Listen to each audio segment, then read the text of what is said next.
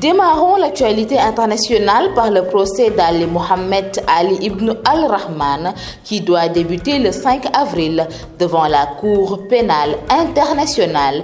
L'ancien chef de milice Janjaweed doit répondre de 31 chefs d'accusation pour des crimes contre l'humanité et des crimes de guerre commis entre 2003 et 2004 au Darfour. Le pouvoir de l'ex-président Omar el-Béchir a toujours nié les liens avec les miliciens recrutés dans les rangs des tribus arabes.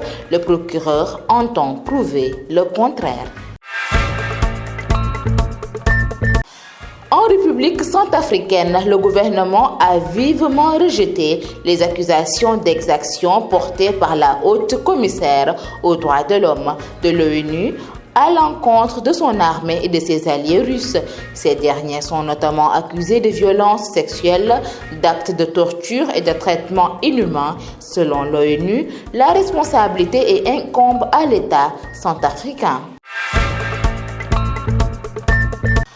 Terminons l'actualité internationale en Allemagne qui a annoncé avoir décidé d'expulser un nombre élevé de diplomates russes en poste à Berlin en lien avec la guerre en Ukraine. La France va quant à elle expulser 35 diplomates russes dont les activités sont contraires à ses intérêts. Mesdames et messieurs, c'en est tout pour l'actualité internationale. ñu tàmbali xibaari bitim réew yi ak procès wu Ali Mohamed Ali ibn al-Rahman bi nga xamante ne mu ngi war a tàmbale ci 5 avril foofee ca cour pénale internationale. Ancien chef milice bu Janjaweed boobee nag war na wuyu ci lu tolloog fanweer ak benn ci ay accusations pour ay crimes contre l'humanité ak it ay crimes de guerre yi nga xamante ne moo ko amaloon ci atum 2003 ak 2004 foofee ca Darfour. Pouvoiru ex-président ba woon di Omar el-Béchir moom nag ba léegi nanguwul tuuma yiñ teg ci kawam, nanguwul milicien yi nga xamante ne moom la recruté woon foofee ca rang des tribus arabes, waaye procureur bi moom dafa bëgg daal di dégg leneen lu bokkul ak li nga xamante ne moom lay wax.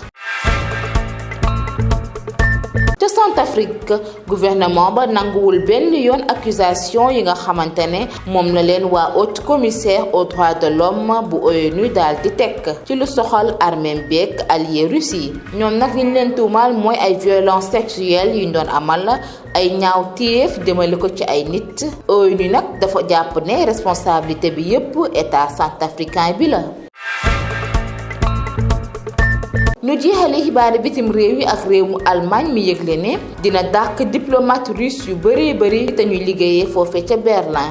li waral loolee nag mooy guerre bi dox ci diggante Ukraine ak Russie. réew mu France moom tàmbali na ko ba dàq ci lu tolloog fanweer ak juróom ci ay diplomate russe. mbokk yi tey li moo nekkoon seeni xibaaru bitim réew.